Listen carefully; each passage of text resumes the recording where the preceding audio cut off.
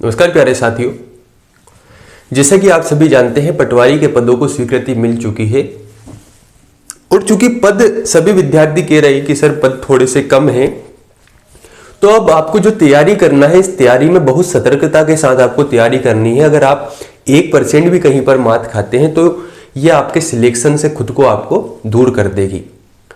तो इसमें एक सबसे महत्वपूर्ण सब्जेक्ट बात आती है पंचायती राज एवं ग्रामीण अर्थव्यवस्था की।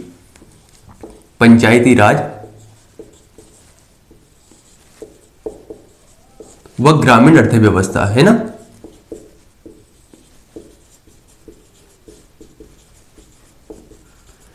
सबसे बड़ा प्रश्न यह आता है कि ठीक है, हम पंचायती राज पढ़ लेंगे, ग्रामीण अर्थव्यवस्था पढ़ लेंगे, और सबसे पहली बात मैं आपको यहां से कुछ महत्वपूर्ण बातें बता देता हूं।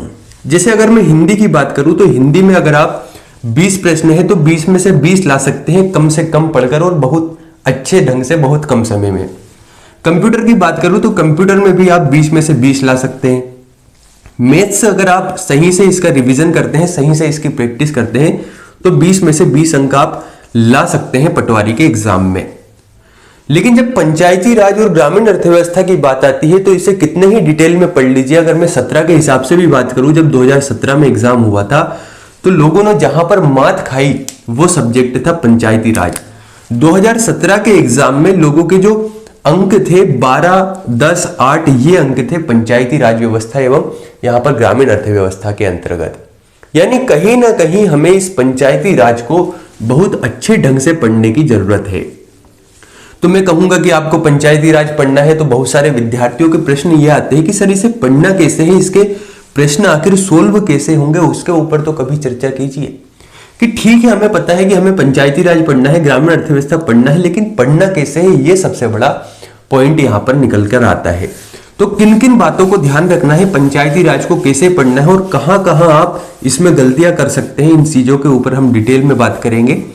अगर आप चैनल पर पहली बार आए हैं तो आपके लिए मैं बता दूं कि पंचायती राज की क्लासेस हमारी चल रही है और 47 से 48 क्लासेस हो चुकी है पंचायती राज की। आप सभी के लिए निःशुल्क है। आप चैनल पर प्लेलिस्ट में जाइए, वहां पर आपको पंचायती राज की क्लासेस मिलेगी, उनको देखिए और आपके पूरे प्रश्न हल होंगे। क्यों? क्योंकि मैंने केवल पंचायती राज नहीं पढ़ाया है, बल्कि यह भी बताया है कि पंचायती राज में पंचायती राज के अतिरिक्त कुछ ऐसे प्रश्न हैं जो आ सकते हैं, जो उससे कनेक्ट होते हैं, तो हमने उनके ऊपर भी डिटेल में चर्चा की है। अब देखिए, सबसे पहली बात आती है कि सर पंचायती राज आखिर है क्या। तो जितने भी आपके जीएस के सब्जेक्ट हैं उन सभी को मिलाकर एक सब्जेक्ट बनाया गया है पंचायती राज और ग्रामीण अर्थव्यवस्था। इसका मतलब या तो आप ये समझ सकते हैं कि आपको सभी सब्जेक्ट जीएस के पढ़ना है, पंचायती राज अपना आप बन जाएगा, या आपको एक बात और समझनी होगी कि जब सभी सब्जेक्ट को मिलाकर बनाया है इसका मतलब देखने में ये बहुत छोटा सब्जेक्ट है, लेकिन ये बहुत बड़े एरिया को कवर कर रहा है। यानी इसमें प्रश्न बनने की संभावना कहीं से भी बन सकती है। इस बात को आपको समझना होगा, पहली बात तो ये। दूसरी बात ये आती है कि सर पंचायती राज और ग्रामीण अर्थव्यवस्था दोनों में क्या चीजें हैं, दोनों में पढ़ना क्या होता है। तो ग्रामीण अर्थव्यवस्था में कुछ चीजें हैं जिन पर आपको विशेष रूप से ध्यान देना होगा, जैसे कृषि है, कृषि के साथ उद्योग है, उद्योग के साथ पशुपालन है, और चूंकि कृषि का ही एक अभिन्न अंग पशुपालन माना जाता है तो पशुपालन है, कृषि है, इन पर आपको ध्यान देना होगा। मध्य प्रदेश की योजनाओं को बहुत अच्छे ढंग से पढ़ना होगा। पंचायती राज की बात करें तो पंचायती राज का विकास कैसे हुआ, क्या क्या यहाँ पर इसके महत्व है, इसके साथ ही इससे संबंधित कुछ एक्ट अधिनियम ध्यान रखने होंगे, इसकी जो डेट है वह ध्यान रखनी होगी। तो चलिए डिटेल में बात करते हैं पंचायती राज एवं ग्रामीण अर्थव्यवस्था की। आपको पता है लेकिन मैं बता दे होता हूं कि पटवारी के एग्जाम में 20 प्रश्न बनते हैं पंचायती राज एवं ग्रामीण अर्थव्यवस्था से, है ना।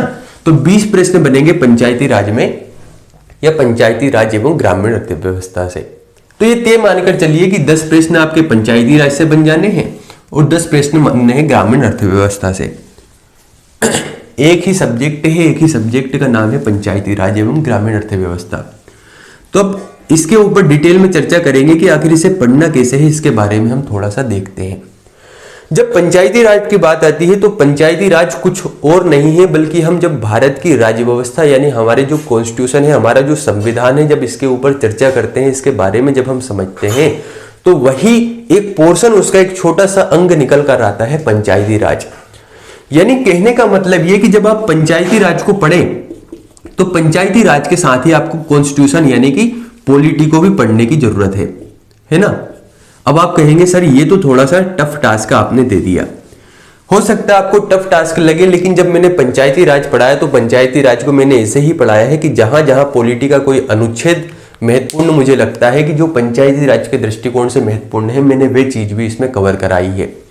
इसके साथ ही चूंकि केवल जो अगर हम पॉलिटी की बात करें पंचायती राज में, तो पॉलिटी से प्रश्न केवल पंचायती राज में नहीं बनेंगे, बल्कि जीएस वाला जो पोर्शन है जहां पर 20 अंक आपसे पूछे जाएंगे, वहां पर भी पॉलिटी के प्रश्न बनने हैं। तो आपको एक बात क्या ध्यान रखना है कि पंचायती राज के साथ ही पॉलिटी पढ़ना है। तो बेहतर यह होगा कि पहले आप पॉलिटी पढ़ लीजिए। पॉलिटी को जब आप पढ़ेंगे तो बहुत सारा पोर्शन आपका पंचायती राज का कवर हो जाएगा, क्योंकि वहां पर आप देखेंगे कि किस प्रकार से जो संविधान संशोधन हुए, वे संविधान संशोधन आए 1992 में, किस प्रकार से यहाँ पर 73वां 74वां संविधान संशोधन अधिनियम लाया गया और कैसे पास किया गया, भारतीय संविधान की किस अनुसूची में उसे यहाँ पर डाला गया और किस संशोधन के माध्यम से डाला गया, उसमें कितने विषय हैं कितने विषय नहीं है। जब आप एक कह सकते हैं एक सतही लेवल पर किसी सब्जेक्ट को जान लेते हैं तो आपको डीपली पढ़ने में मजा आने लगता है। वैसे तो जितने भी वीडियो मेरे हैं वे आपके लिए पर्याप्त है, वहां से आपके पूरे प्रश्न बनेंगे अगर आप बहुत अच्छे ढंग से देख लेंगे, क्योंकि मैंने वीडियो को बनाने के बाद डेमो के रूप में 2 क्लासेस डाली थी जो 17 के एग्जाम में प्रश्न बने थे और पूरे प्रश्न विद्यार्थियों के वहां से बने हैं। तो पंचायती राज के साथ पहले तो आपको पढ़ना है पॉलिटी। अब बात आती है ग्रामीण अर्थव्यवस्था की। अभी हम डिटेल में और चर्चा करेंगे ग्रामीण अर्थव्यवस्था। तो इस ग्रामीण अर्थव्यवस्था के साथ आपको पढ़ना है एमपीजीके में मध्य प्रदेश की अर्थव्यवस्था। समझ रहे हो आप? तो एमपीजीके में मध्य प्रदेश की अर्थव्यवस्था पढ़ना है, साथ ही आपको नेशनल यानी कि राष्ट्रीय अर्थव्यवस्था के बारे में जानना है, थोड़ी बहुत चीजें जहां से प्रश्न बन सकता है। और साथ में आपको करेंट में अगर आपको बात करूं करेंट अफेयर्स में, तो यहां पर योजनाओं पर विशेष ध्यान देना है। ये प्रश्न आपके बनने ही है पंचायती राज और ग्रामीण अर्थव्यवस्था में। अब हम थोड़ा सा डिटेल में चर्चा करेंगे कि किस प्रकार से पढ़ना है। देखिए, सबसे पहले अगर मैं ग्रामीण अर्थव्यवस्था की बात करूं तो ग्रामीण अर्थव्यवस्था में 3-4 चीजें महत्वपूर्ण है। पहला है मध्य प्रदेश में कृषि।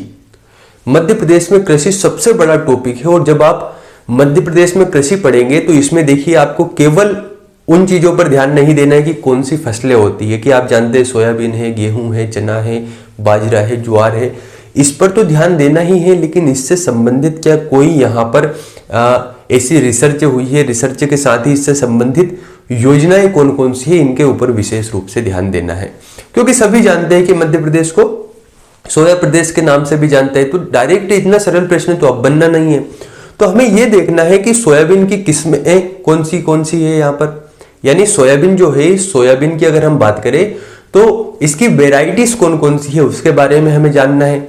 अगर मैं गेहूं की बात करूं तो केवल ये नहीं देखना है कि मध्य प्रदेश में कितने गेहूं का उत्पादन होना है, बल्कि ये भी देखना है कि गेहूं की किस्में कौन कौन सी हैं, गेहूं से संबंधित क्या कोई सा अनुसंधान हुआ है, इससे संबंधित प्रयोगशाला है, क्या चीजें हैं, उनके बारे में डिटेल में बात करनी है।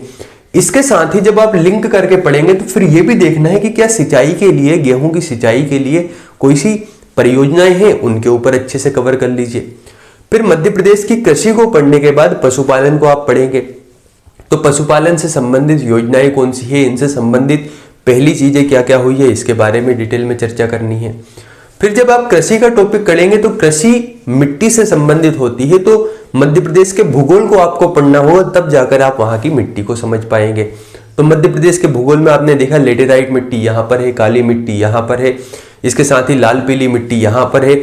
जब आप मिट्टियों को पढ़ेंगे और वहां पर समझेंगे कि जैसे जलोढ़ मिट्टी मध्य प्रदेश का ये वाला जो भाग होता है ऊपर वाला, जिसे हम मध्य भारत के पठार के नाम से जानते हैं, तो आप देखते हैं यहाँ पर कछारों का निर्माण होता है, यहाँ पर मिट्टी का निर्माण होता है, चंबल नदी आती है, चंबल नदी के कारण यहाँ पर अवसादों को बहाकर लाया जाता है और यहाँ पर जमाव होने लगता है और यहाँ पर एक घाटी का निर्माण भी होता है जिसे हम चंबल की घाटी कहते हैं और इस मिट्टी का नाम हो जाता है जलोढ़ मिट्टी।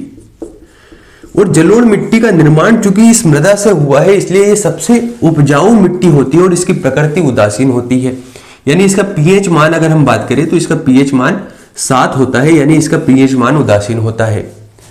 जब ये मिट्टी उदासीन होती है और यहाँ पर बहाकर लाई गई मिट्टी होती है, इसका मतलब ये सबसे उपजाऊ मिट्टी है। तो अगर प्रश्न पूछ लिया गया कि मध्य प्रदेश की सबसे उपजाऊ मिट्टी कौन सी है, तो आपको जब आप मैप से पढ़ेंगे कि यार ये मध्य भारत का पठार था, चंबल का उपाद्र प्रदेश इसे कहते हैं, और यहाँ पर चंबल के द्वारा बीहड़ों का निर्माण होता है, यहाँ पर खड्डों का निर्माण होता है, और यहीं पर जलोढ़ मिट्टी पाई जाती है, जो कि खाद्यान्न उत्पादन की दृष्टि से सबसे अच्छी मिट्टी है। इसलिए इसका सही आंसर होगा जलोढ़ मिट्टी।